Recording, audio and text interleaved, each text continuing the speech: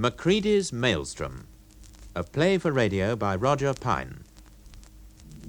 When? Just after I came off watch. And he said that? Yeah. What had you done? How do you mean? What had you done, lad? You know, I mean, had you got on the wrong side of him somehow? What had you done? Oh, nothing. I was just passing, like, you know, in the alleyway by the galley. He sort of bumped into me, like, as he come out. And he said that? Yeah, that's right. Well, what did you say? Oh, well, you know, nothing much, really. You know what he's like. Oh, you mean you just took it from him? Well, what else could I do? He is the chief steward, isn't he? What the hell's he got to do with him? Well, what would you have said? That's got nothing to do with it, lad. It's yous we're talking about. No, come on, Macready. What would you have said? Look, lad, you've done, what, 3 trips, 4 trips? About that. Well, there you are, then. Well, there I am. What then? There you are, then. That's the difference, see? I don't get you. Oh, my God, look. If it was me, he wouldn't have said it in the first place. He would have known better. You are? He thought he could get away with it with you. Besides, I haven't got long hair. No, I noticed that. What I mean is this. Is that with me, he would have known that he would exceed in his rights. But I thought you didn't like long hair either. That's got nothing to do with it, lad. The point is that you're a seaman. If the mate says your hair's too long, then there might, and I emphasise there might, be something in it. But if the chief steward says it's too long, then you go away and grow it. Do you get me?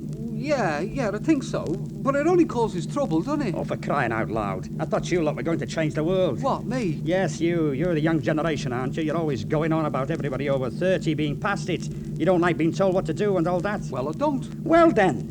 But I mean, I don't want a dirty discharge either, do I? I'm only just starting. Then start as you mean to go on. Now, look, lad. You're a scouse, aren't you? That's what my dad told me. So, you know what's what. I mean, generally speaking. Well, I've been around a bit, yeah. Of course you have, son. And if you want to keep on going around the right way, if you know what I mean, get it firmly fixed in your head. There's them and there's us, see? And they're just hanging around all the time, waiting to put the boot in, waiting to stamp on the back of your neck. And he's one of them. He's an officer. He's different, see? But, and it's a big but, these days, there's ways. There's ways, lad. Ways of what? Ways of putting them into place.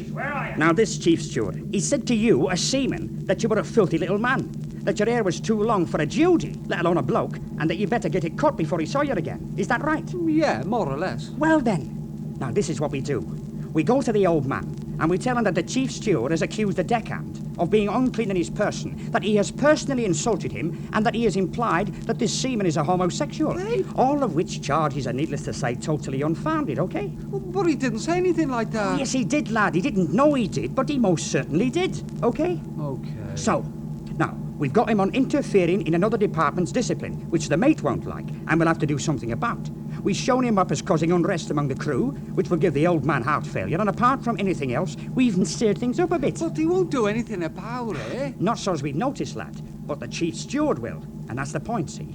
And as far as we're concerned, they're the ruling classes, and you know what we've got to do with them, don't you? Ah, now, come on, don't start that stuff, Macready. I'm not interested in politics. Besides, I'm a Catholic. Aren't we all, lad, aren't we all? But what's that got to do with it? I'm here to make sure that they don't have an easy life. And that's what, though I says it myself, I bloody does. Oh, my God. Look, Mike, drop it, will you? It was nothing. Oh, just having a bit of a whinge, you know, for something to say. That's all. I don't want no trouble. Oh, I'm sorry, lad. I really am, but, you know, you must have forgot my position with the union, mustn't you? Oh, come on. I'd like to let it go, son, but I'm afraid it's out of your hands now. You see, now that you've told me, it's a matter of principle. Principle? Him? He doesn't know what the word means. Oh, yes, he does, when he wants to. Anyway, that's what he said. What, the John or the old man? Oh, the old man, of course. He'd get short shrift from John with a fiddling complaint like that, and he knows it. I don't know how he gets away with it. I mean, once or twice perhaps, but not all the time. Sometimes I wonder who's running this ship. Macready is, didn't you know? The old man's scared stiff of him. Mr. Breckon. Mr. Cave, second officer. Sir. Shut up. Yes, sir. But why, sir? I think No one wants to know what you think, lad. You occupy the very tenuous position of uncertified fourth officer in this vessel, do you not? I do. Which means you're officially still an apprentice. Sir? So what makes you think you know more than the captain when it comes to handling bloody-minded deckhands? I don't. At least... Anyway, that's not what I said. He can handle them so they don't cause any trouble for him with the union or the company, but that's not really that's handling. enough from you for the moment. What are you doing here anyway? I thought you were supposed to be on watch. I am. At least I was until 5 minutes ago, and I shall be again in another 5 minutes. What's going on? Well, a captain came up, said he wanted a word with Mr. Backhouse in private, and would I please leave the bridge for 10 minutes? Very peculiar. Couldn't he just have sent you onto the other wing or into the chart room? Yes, I suppose he could. But he didn't. He said, leave the bridge. So the bridge, I left. Has he logged it? Well, not yet, but I'll make sure John does when we hand over officially. Don't you worry, Third. I just hope we don't run into anything in the meantime. Officer of the watch was absent from the bridge at the time, sir. He's only a young lad, means well, Oh, but bells up, sometimes will he you? As our revered second officer so forcibly pointed out, I'm really nothing more than an apprentice. I ain't got no ticket. So unlike you two elderly gentlemen, I cannot therefore be held responsible. I have the close and paternal supervision of John Backhouse, chief mate himself. Whenever duty demands, I shall come within a cable length of the wheelhouse. However, if you, Mr. Piett, would rest more easily in your button boots, I shall without further ado or delay ensure that control of the motor vessel Caramoo is grasped firmly once more in my own eager and capable hands. That is, I think, what used to be known as a pretty speech. Oh, is that what it was? Anyway, what it all amounts to is that John's up there, the captain's up there, it's a flat calm, and there's not a blip on the screen. It'll be all right. John's up there, it'll be all right. You thank your lucky stars that you haven't got his job, young Peter. And we don't make it any easier for him talking about the captain as though he's a half-wit when there are stewards hanging about. See what I mean, Peter? Yes. Yes, I do. I'm sorry, second. Okay, let's leave it there then. Now, hadn't you better, Sir, yes, McEwan, what is it? Captain's compliments, sir. Would Mr. Breckon please return to the bridge immediately, sir? There you are, Forth. Off you go. Rightio. Thank you, McEwan. Sir. See you chaps later. Oh, McEwan, Yes, sir? have some more coffee, would you? This lot's gone cold. Oh. Better make it a fresh pot. Oh, yes, sir. Straight away, sir. Bit hard on him, weren't you, Frank? Breckon, you mean? Well, he's got to learn, hasn't he? He's a good enough lad, I suppose, but he doesn't know when to keep his mouth shut. That's his trouble.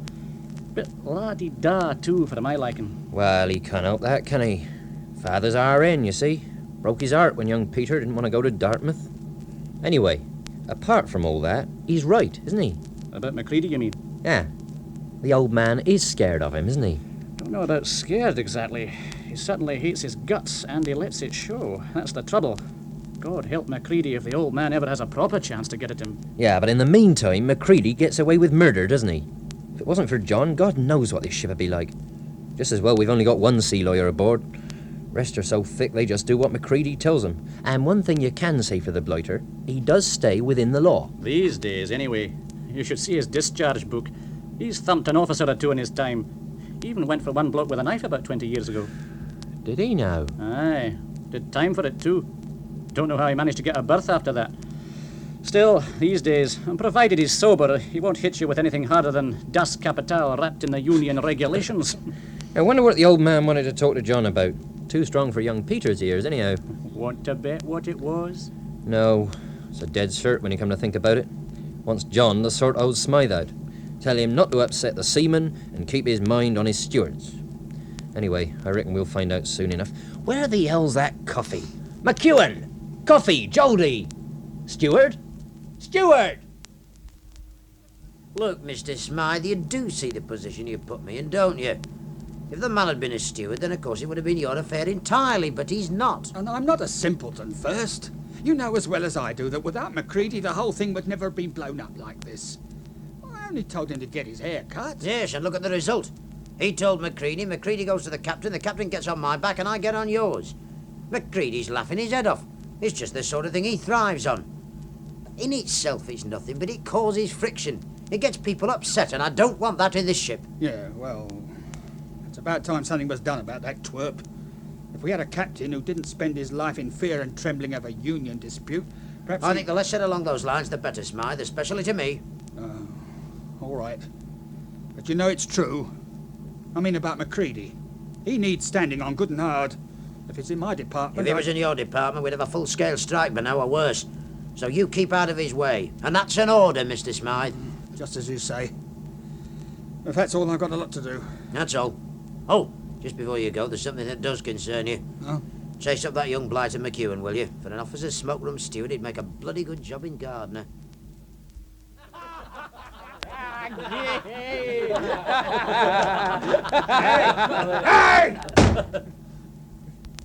What's all this then? What? You've had your hair cut. Yeah, no, we have. Aye, and about time too. I was beginning to fancy you. Shut up, you Scots git. We'll know about you. O'Connell! I thought I'd explained to you. I thought I'd told you. Well, what if you did? You the bosun now or something? I got me hair cut because I wanted to get me hair cut. And I told you not to get your hair cut. Told you it was a matter of principle. A matter for the union. So what? So what? So what? Well, I can see you don't understand at all, sonny boy, do you? And little lads like you are a menace. And you're going to have to stop being a menace, aren't you? Come here, O'Connell. Get up. And come here. What for? Watch out for his head, Brian boy. Don't let him put the head on you. I haven't done... All right. If that's what you want. Well, here I am. Oh, Colonel, you must get things straight, lad. You know, your head is all muddled up. It needs a bit of a shake, don't you think? And you think you're the bloke to do it, eh? Well, go on then. Go on, have a go. You just all talk, eh?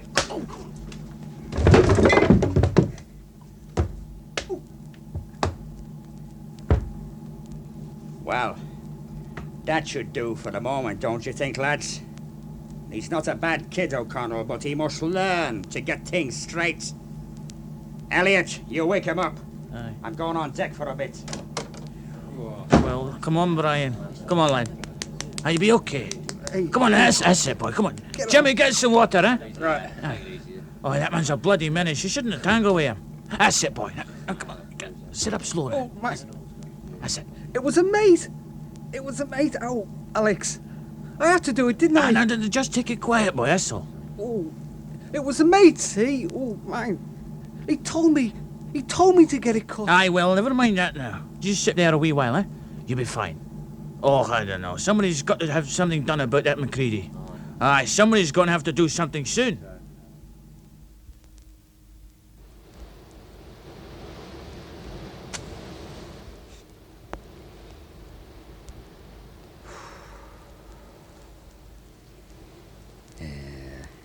Officers, crew, all of them. Right shower. Now who's... Oh, here we go then. Here we go. Hi, Macready. Good evening, Mr. Smythe. You just taking the night air, are you? That's it, Mr. Smythe. Just taking the night air. Have you got a light on you? I seem to have lost my matches. Certainly, Mr. Smythe. Here you are. Thanks. Macready, Yes, Mr. Smythe. I want a word with you. Off the record, if you see what I mean. Oh? What about, Mr. Smythe? Look, I said off the record. You can drop the Mr. Smythe business for 5 minutes. Oh, can I? Just as you like. Finally decided to come slumming, have you, bet? I suppose talking to you could be called that. Oh, now, look, Mike, it was a long time ago now, wasn't it, when we sailed together? Things have changed. I haven't changed. I was an AB then, and I'm an AB now. But you're the bloody chief steward, aren't you, mate? That's what's changed. We're 4 weeks out, 4 weeks.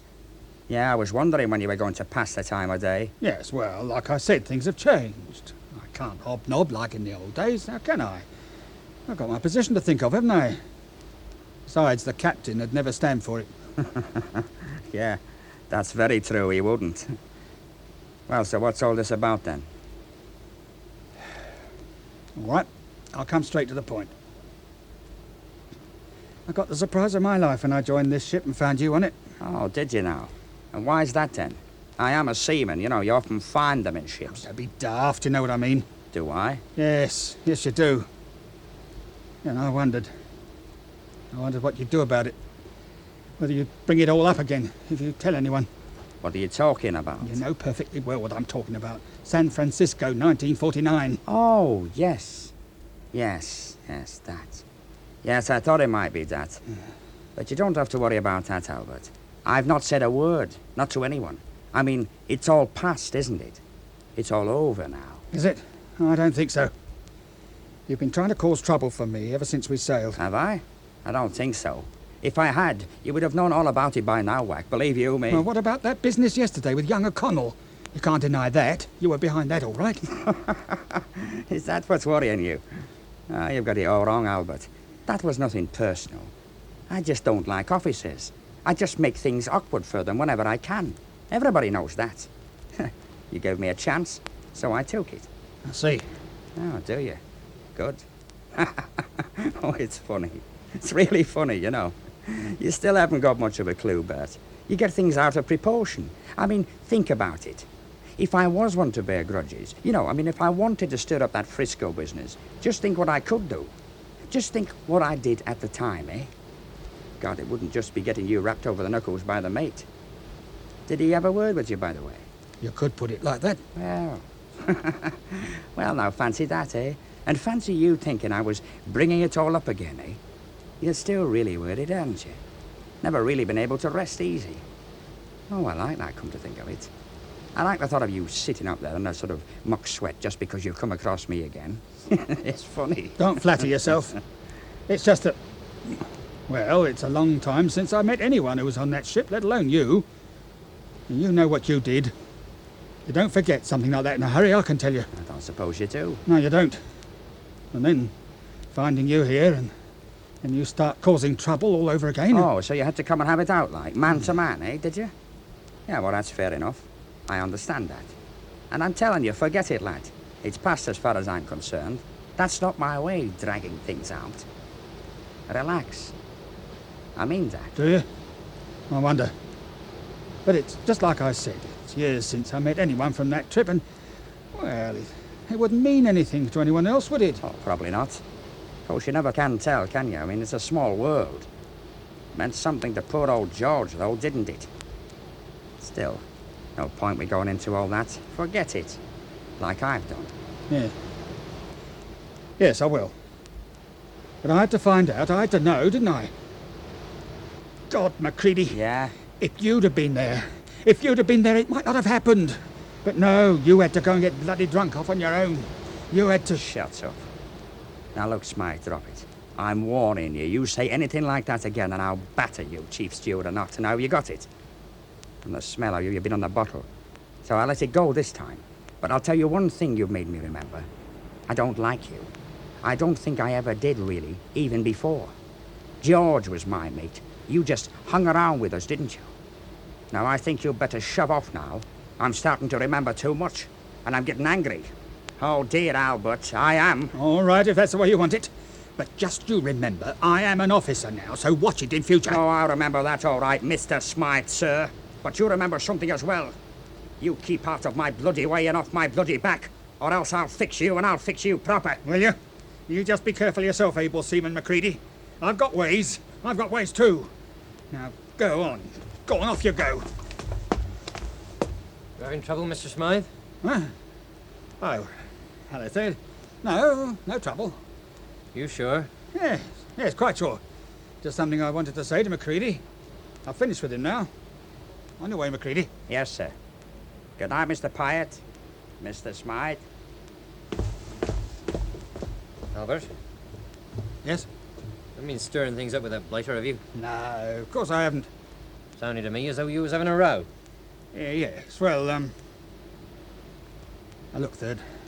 I know you're the bridge and all that, but do me a favour, will you? Keep this to yourself. It was just something personal, that's all. Something that had to be said, and it's been said. Okay? Well, yes, all right. I won't report it if you think there's no need. But for heaven's sake, keep out of his way. He says he fell over. Oh, does he? Quite a fall. A fall called Macready, if you ask me. Oh, of course it was, but we'll never get O'Connell to admit it. Poor lad, he looks as though he's been under a steam hammer. What do you think happened? Well, it's obvious, isn't it? A matter of discipline. The cock of the walk, the forecastle boss, call him what you will, asserting his authority. O'Connell got his hair cut because I told him to. Macready probably went off at half-cock. Didn't wait to find out why. He thought O'Connell was backing down, opting out of the class struggle or something. Do you think we'd get anything out of any of the others? Oh, not a hope. Don't know what had happened to anyone who split. O'Connell just got lightly done over as a warning. He doesn't seem very worried about it, I must admit. Just puzzled. I think Macready'd been quite friendly with him. As much as he ever is, anyway. You know, that man's becoming an enigma. It's ridiculous. The voyage of the Caramoo, or what Macready did today. That's what this trip should be called. Ah, well, I'd better get up top and have a look around before I take over. Aye, it's freshening up a bit from the Surrey. Glass is falling too. I think we're in for a bit of a blow tonight. Well, there's plenty of sea room, and we've had an easy run so far for this time of year. Might make things a wee bit more interesting for a while.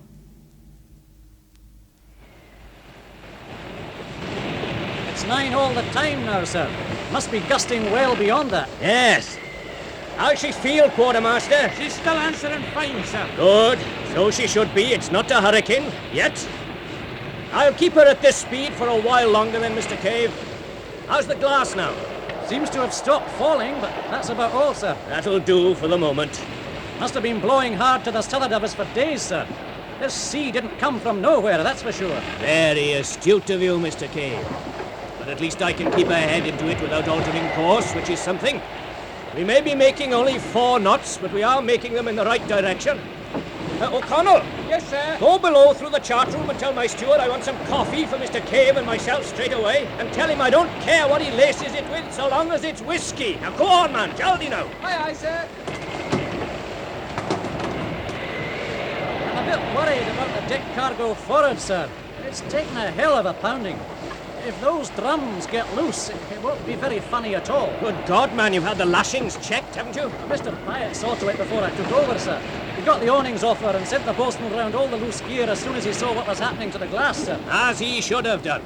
Yes, sir, but that was well before midnight, sir. We've had about 4 hours of this since then. Indeed we have. What have you in mind then, Mr. Cave? Well, sir, I thought if... Oh, hello first. Too rough for you to sleep in. Morning, sir. Morning, second. I'm worried about that deck cargo, sir. I think someone... Mr. Cave was just about to give me the benefit of his experience on that very matter. No doubt what both of you have in mind is that I should reduce speed while a party goes down to have a look. Is that it, gentlemen? Well, yes, sir. We've got lifelines rigged, but they're shipping so much I doubt if anyone will last long on that foredeck while we're ploughing into it like this, sir. Yes, indeed. We'll get the bosun in 2 hands. That should be enough. Let me know when you're ready and I'll reduce then. But for God's sake, be quick, man. I need nearly every rev I've got to stop her broaching in this. Right, sir. Thank you, sir. I'll get down there. Hello, Forf. It is a merry little... Captain Thomas. What on earth's the matter, Mr. Breckon? It's Mr. Smythe, sir. The chief steward, sir. Get hold on yourself, Peter. What's happened to him? He's dead, sir. Somebody's cut his throat. You are all well aware of the reason for this meeting, gentlemen. And no doubt you've had time to think about it. Unfortunately, as is so often the case in our profession, we have had to wait until the weather allowed us to discuss the situation. At 03:20 hours, on the morning of Wednesday last, that is 4 days ago, Mr. Breckon here reported to me that the chief steward, Albert Smythe, was dead, that he had been found in his cabin with his throat cut. There is no possibility of suicide, gentlemen. It was murder. Suicides do not usually go to the trouble of slashing their face, arms, and chest, as well as their throat. That's true. The weapon, almost certainly a razor, was not found in the cabin with the body, so whoever did it was not even concerned to make it look like suicide. Now, what I intend to do is this. I have, of course, already made a signal to the New Zealand police. They will board us as soon as we enter their territorial waters. That should be 6 days from now. Whoever they arrest will be tried in New Zealand. However, I have no intention of waiting for the police. A murder in a ship has some advantages, if I may call them that. The main one is obvious. The murderer cannot escape. He is still here on board. So, as I have already told Mr. Backhouse, I intend to hold an immediate inquiry of our own. I do not think it will be difficult for us to find this man, and if we are able to hand him over to the police as soon as they come aboard, it will be better all round. The owners in particular will be pleased. Now then, let us start with you, Mr. Breckon. Sir. Once again, in detail, if you please, tell us what happened before you reported to me. Well, I was off watch, sir. Normally I should have been asleep, but we were pitching so much that I could hardly stand my bunk. Well, I decided to get up and rustle up some tea or coffee or something. I went down the alleyway towards the galley, and as I was passing Mr. Smythe's cabin, I lost my footing and fell against his door. It opened, and there he was, half out of his bunk, his head on the deck, and there's blood everywhere, all over the bulkheads, even on the deckhead. Well, that's all, really. After that, I just belted up to the bridge and reported to you, sir. Right. Thank you, Mr. Breckon. Well, what we have to do now is interrogate everyone on board. If this is to be a complete inquiry, then we must be thorough. We can more or less eliminate ourselves straight away, though I shall want a detailed signed statement from each of you by tomorrow forenoon, describing your actions on the night in question. Heads of departments will interrogate their own personnel and pass the reports to me. Is that clear? Well, please remember, gentlemen, that we also want to know if anyone heard or saw anyone else do anything suspicious on that night, quite apart from anything they may have been doing themselves. However, I may as well say that I already have a pretty shrewd idea where our search is going to lead. If I am right, then it would be a most satisfactory result. Most satisfactory. Now, any questions? Sir? Yes, Mr. Piett? Sir, not a question really, sir, but it seems to me that the main thing we're going to be looking for is motive, isn't it, sir? We've got to find someone who had a reason for wanting to kill Mr. Smythe. That is correct, Mr. Piett, yes. Well, sir, I may as well say right now that a couple of days before the gale broke, sir, I overheard Mr. Smythe having a row with able seaman Macready, sir. It wasn't a matter of discipline or anything like that. I told Albert that I'd heard him, and he asked me to keep it to myself. He said it was a personal matter, sir. Did he indeed? Did he? Well, now, that is very interesting, sir. Very interesting. Did you, by any chance, hear what they were talking about? Not enough to make any sense of it, but it was quite clear to me that they were on the verge of blows. Well, they were threatening each other, sir. Ah. Well, now. Well, perhaps we're going to have this thing wrapped up even sooner than I thought. And it seems to me the conclusion is going to be satisfactory. Very satisfactory indeed. He thinks he's Dixon of Dock Green or something. More like Judge Jeffreys, if you ask me. You mean he's made up his mind already? That's about it. He's going on with the inquiry all right, but it's a farce now. He knows who he's going to arrest. And you think he's wrong? I don't know. I'm all in favour of trials and juries and things like that myself.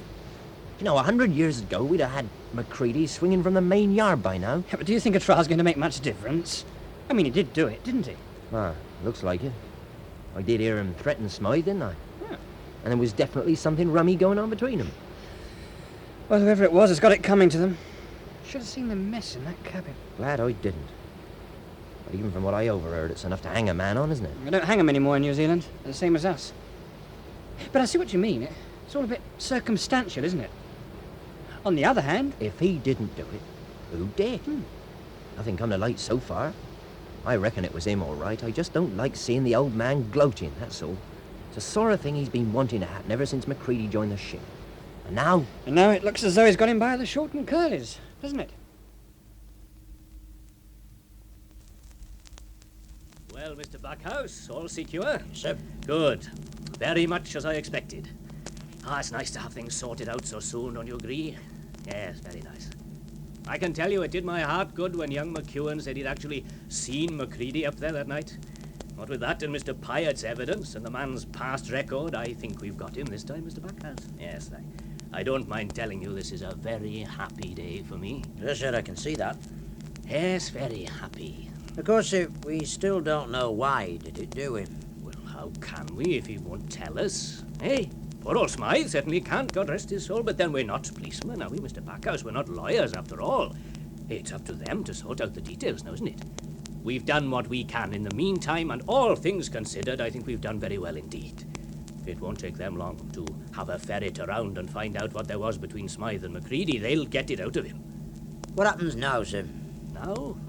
Well, since we've done all we can for the moment, now we wait. We wait until we get to Auckland. We wait for the police, and then for the trial, and then for the verdict. That's what we do. We wait. And in the meantime, of course, we carry on running an efficient ship, just as we've always done. Only now I think we'll find it a damn sight easier. Yes, sir.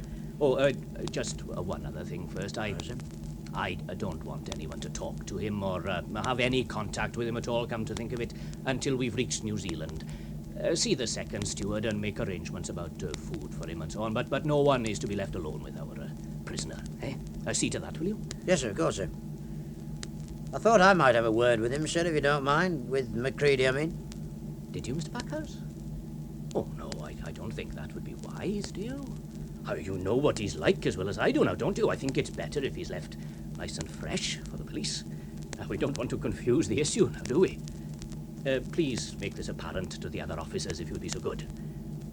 Well, I think that's all for the moment. First, let's leave it there, shall we? But no one is to see him, Mr. Backhouse. No one. What? No one at all? That's what he said, Frank. And for once I think he means it. He's like a cat that swallowed the cream. But you can't do that. I mean, the man's only a suspect at the moment. Is he? Oh, yes, of course he is. That there's been no trial. On the evidence we've got, what do you think the verdict will be? Well... Guilty, wouldn't it? In fact, won't it? once the coppers had dug up the background. But that doesn't mean under British law that he can be treated at this moment as though he was a convicted criminal. He's been put in solitary confinement. Well, if you're going to be technical, he has to be. He's the only prisoner we've got at the moment. Oh, you know what I mean. He's being denied, what do you call them, visiting rights. Well, isn't he? Yes, he is. But then this is a ship and it's got a master, a captain, and within reason what he says goes. It certainly does in this case. Well, if you put it like that. I do. It's an order and that's that. But... Yes? Look, Frank, you're worried about his legal rights. I'm not. He's a twerp. He's been a bloody nuisance to me for a long time. As far as I'm concerned, let him sweat for a while. It'll do the beggar good.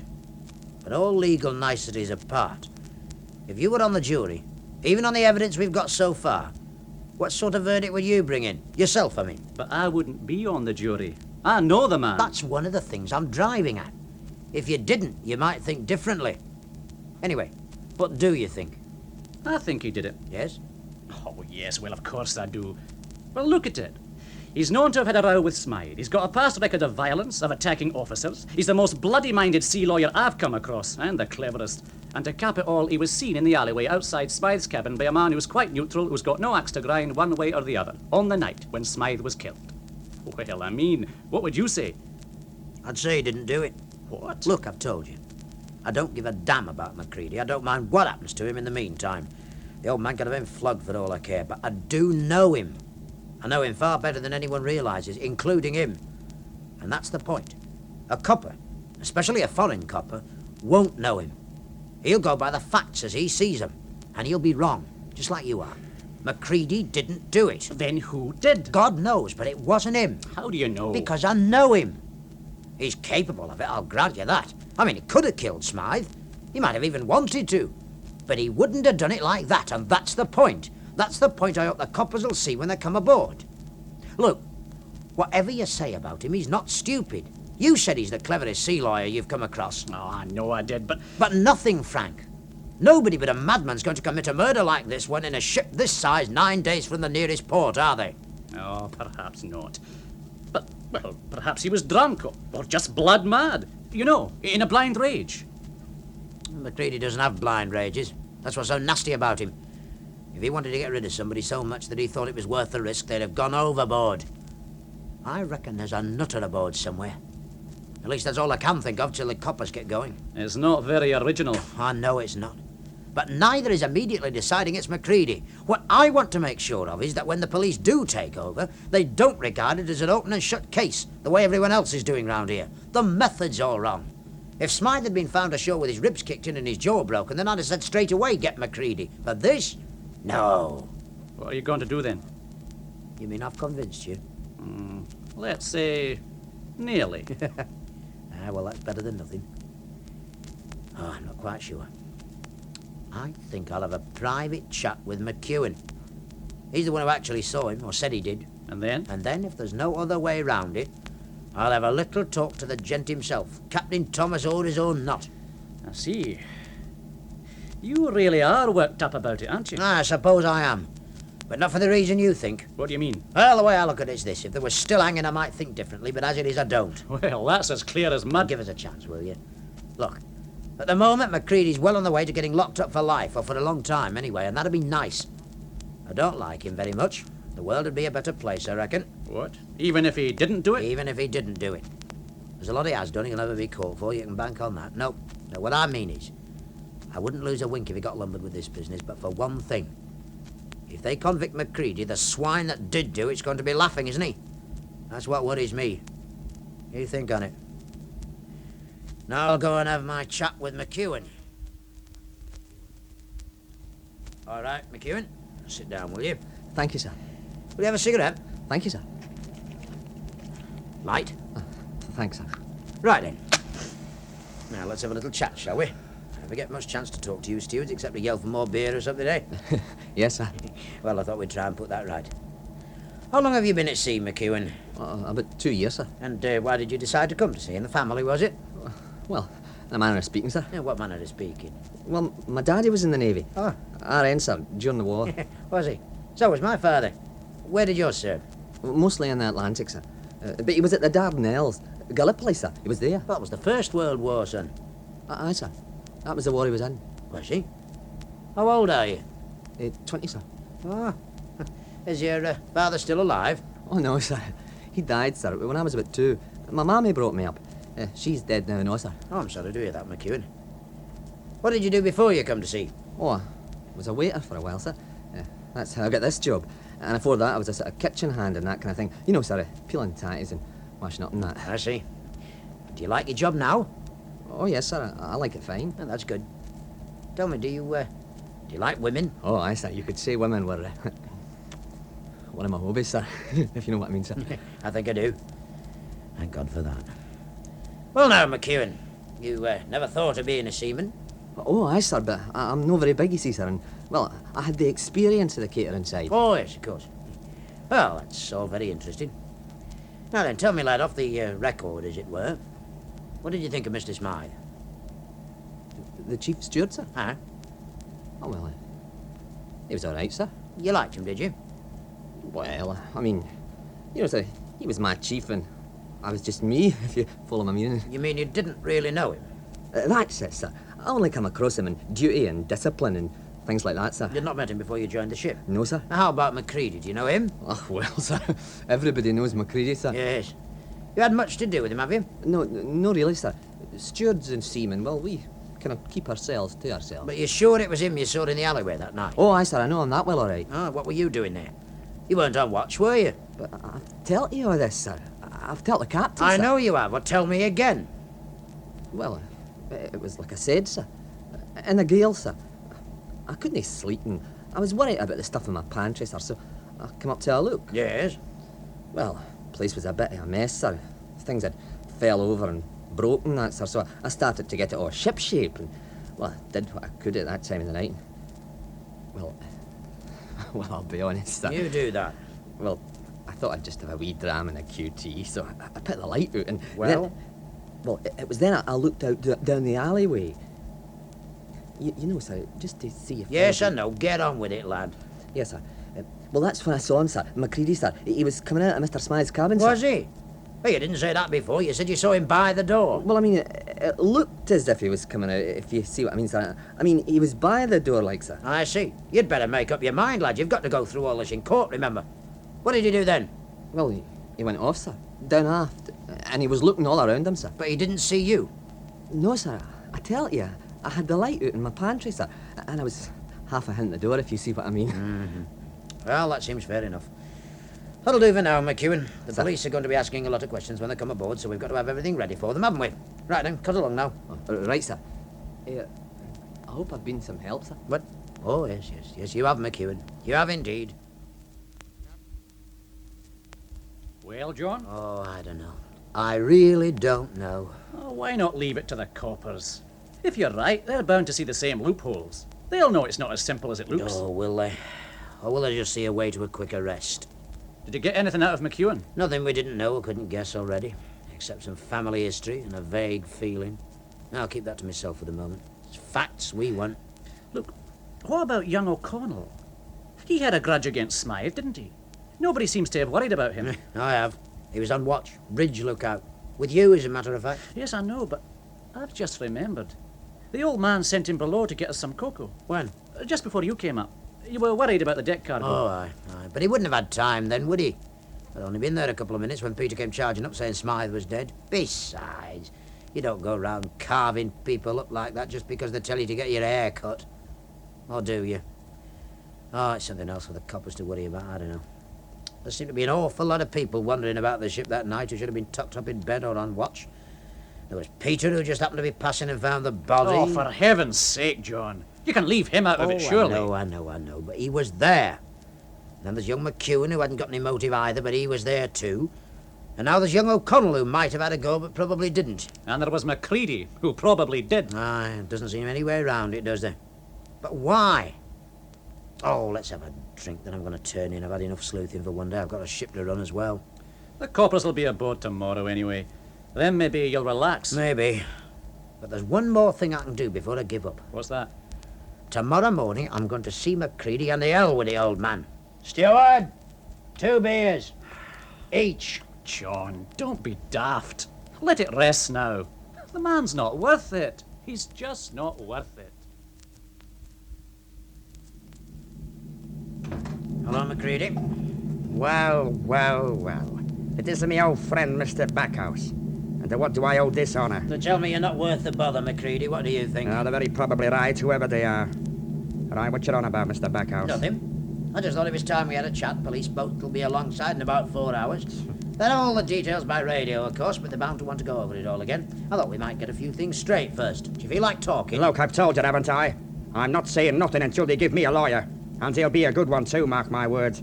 I got a few mates even in New Zealand, and they know their way around. Oh, yes, of course. The party's everywhere, isn't it? Well, I'm glad about that. You're going to need mates. Now, wait, look, what is this? If you just come here to gloat, No, then... no, I haven't. I'll tell you why I've come here. Thank God for I've that. come because I'm the only one in this ship that's prepared to give you the benefit of the doubt. You what? You heard me. I don't think you did it. What's going on around here? What the hell does it matter to you whether I did it or not? You're getting rid of me, aren't you? That's what you want. I mean, you're not going to stand there and tell me you like having me aboard, are you? No, I'm not going to... I don't think I'm ever likely to do that. Well, thank God for that. I was beginning to think I was a failure as well as the scum of the earth. Well, what is it then, eh? Do you fancy me or something? I don't give a damn about you. If you drop dead now, I'd laugh. But look at it from my point of view.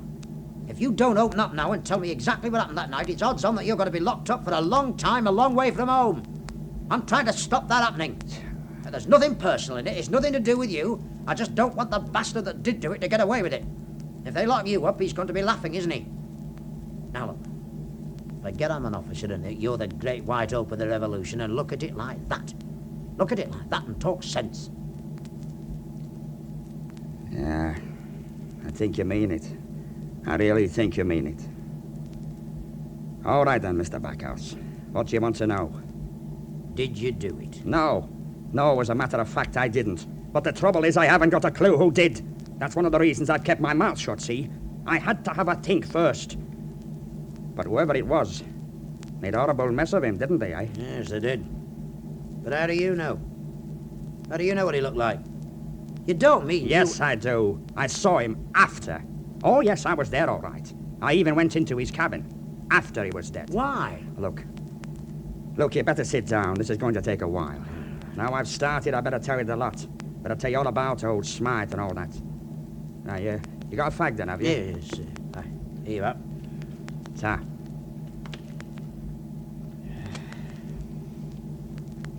Right then. Here we go. Well, Mr. Backhouse, what is going on? Well, sir, I gave specific orders that no one was to speak to this man until the police were aboard, and you, the first officer, have chosen to ignore those orders. Well, we'll have to do something about that, Mr. Backhouse. Oh, yes, we will indeed. Have you seen them? Yes, very big, aren't they? They are. And not exactly brimming with humour, would you say? I would. And how about intelligence? I don't know about that yet. Lots of what they call experience, though, don't you think? Yes, I do. That's what worries me. The young one didn't look too bad. Bit keen, perhaps. Definitely brighter than his boss, though. Perhaps, but we mustn't go on first appearances, young Peter. We might be right. Horrible thought. Oh, well, someone's in for a hard time, that's for sure. Come on, let's have a jar while there's some left. Right. I need it, just for a change. What additional evidence? Well, first thing they did apparently was check the crew list. No motive this trip, it seems, so who in this ship had sailed with Smythe before? Had anybody got a record? And they'd come up with a beauty. What? Well, it all makes sense of what young Harry Piett overheard. You know that row between Smythe and Macready? Yes. Ah, you wouldn't believe it, would you? The only man in the ship that had sailed with Smythe before was Macready. About 1949, I think they said, on the American run, you know, the Atlantic and round the coast. Yes. Well, apparently in California, San Francisco to be exact, 2 British seamen were arrested for rape. Got drunk and had a go at this girl. She was a tart, but the Yanks are very hot on that sort of thing. She said it was rape, so it was rape. Rape and kidnapping. And in 1949, that was a capital charge in California. What happened? One of them was found guilty. He went to the gas chamber. The other one turned state's evidence and got off scot-free. He sold his mate up the river, so it seems. And his name was Albert Smythe. I see. Who was the other bloke? Young fella called Nesbitt. George Nesbitt, Scotchman. There should have been 3 of them. Those 2 were part of a terrible trio. Great mates, inseparable, in everything together, you know the sort? Who was the other one? A Liverpool Irishman called Macready. Michael Macready, our Macready. Oh. Yes. Oh. That's what I said. Trust Macready. He had a cast-iron alibi. For once he'd gone off on his own. He was already in jail, drunk and disorderly. And they think that after all this hang time... on, there's more yet. The coppers have been in touch with the captain of the ship they were on. After Smythe came back aboard, Macready thumped the living daylights out of him, put him in the sick bay, and organised the whole crew against him. Sent him to Coventry and that. Well, that's that, isn't it? That's enough for them, apparently. If he gets a good lawyer, there might still be a few holes in it. That's what Macready was going to tell me when the old man came rushing in, wetting his pants, damn him. I might have found out in time to get something organised. You mean you still think he didn't do it? You still think there's somebody else? I'm bloody sure there is now. Macready, wait that long? You've got to be joking. If he wanted to have done Smythe, he'd have done him then. Oh, he'd get more fun out of making life hell for him. It's safer, too. Oh, but that's only guessing. With everything else there is against him, he's a dead duck now, John. They've got a motive. That's all they needed. Aye, maybe. But I'm not the only one that's not satisfied. I've got half the police force on my side, young DC Cargill. I've had a chat with him. Bright lad, that. Should go far. He's making one or two little inquiries of his own. On my behalf, as it were. When I heard that story, something clicked. Something that's been bothering me for a long time. You wait and see, second. This isn't finished yet. Not by a long stroke. You wait and see. Mr. Backhouse? Oh, Constable Cargill, come in. Well? Yes. You mean? Yes, you are right. There is a connection, a very strong one, and I think we've got him. What does Senior Sergeant Boyd say? Oh, I haven't told him yet. He's going to be ropeable. Do you want to tell him? Well, not quite yet. I want to try something first. Will you back me up? All the way, lad. My old man's not going to exactly fall on my neck either, except with a chopper. What do you want me to do? Well, look, this is what I thought. Most of it's up to you, really. Okay. Okay. Come in.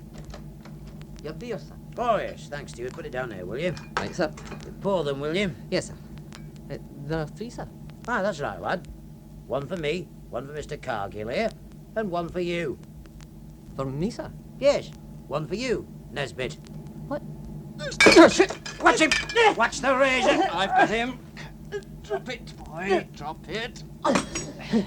That's it. Now sit down. Don't you tell me what to... Sit down. Okay, John. Now put him on. That's better. Now then, McEwan or Nesbit or whatever your name is, let's have another little talk, shall we? There are all sorts of things we want to know, and you're going to tell us, aren't you?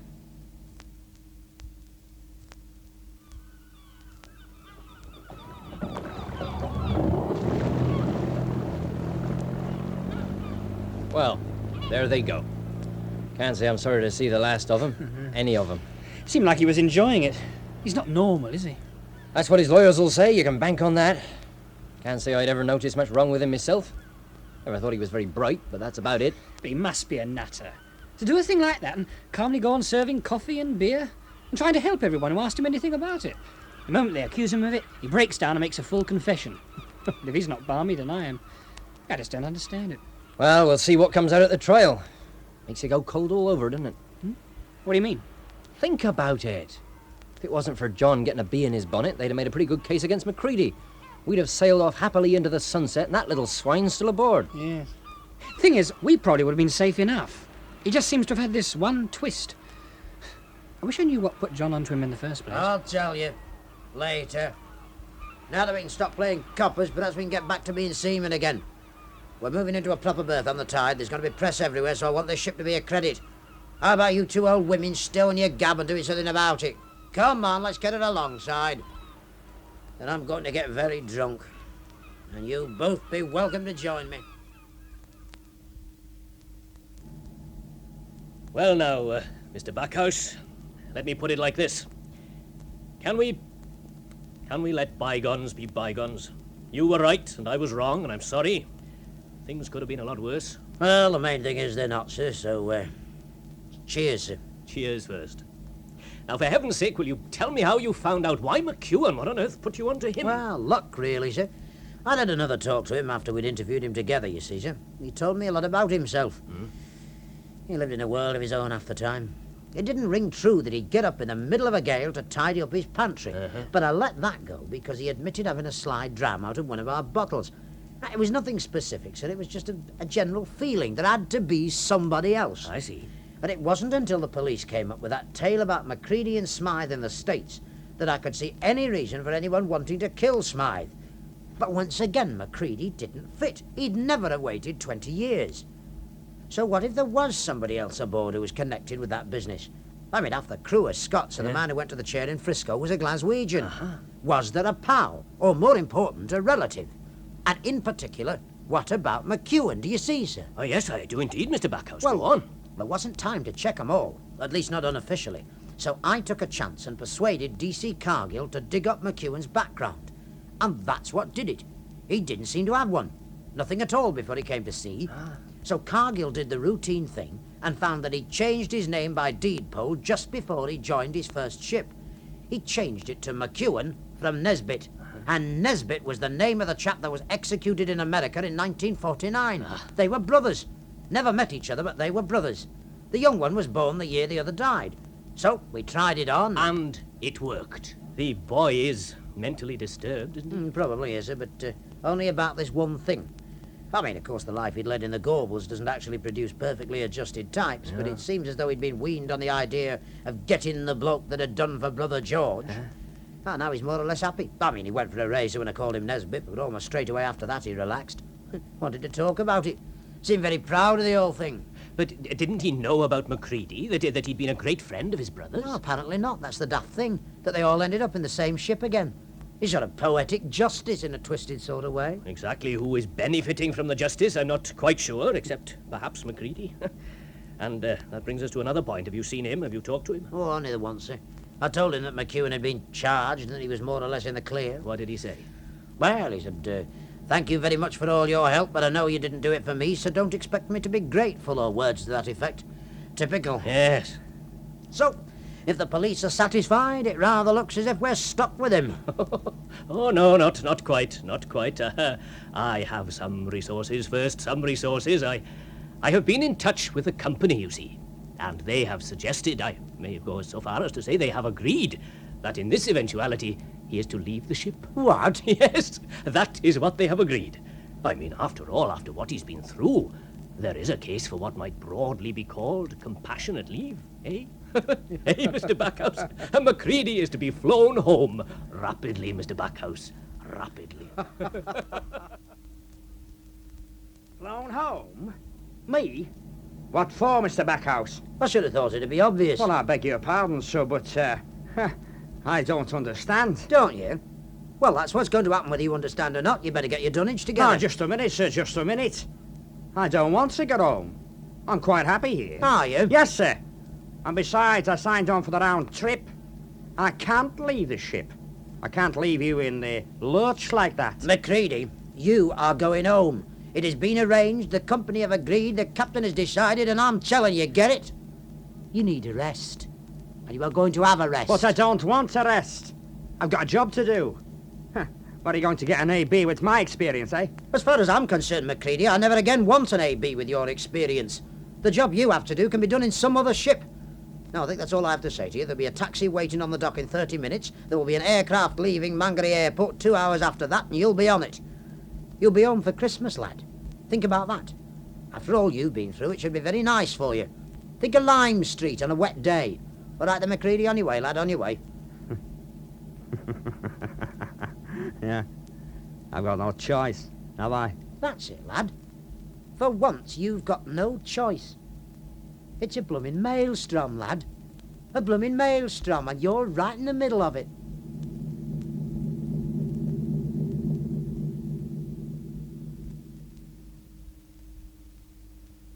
You've been listening to Henry Stamper as Macready, Patrick Tull as John Backhouse, and John Samson as Frank Cave in Macready's Maelstrom. Piett was played by Roger Gale, Captain Thomas, Alan Downer, Peter Breckon, Derek Seaton, O'Connell, Ronald Forfar, Albert Smythe, Wilfrid Carter, McEwan, Michael Deacon, and able seaman Elliot, Richard Griffiths. The play was written and produced by Roger Pine.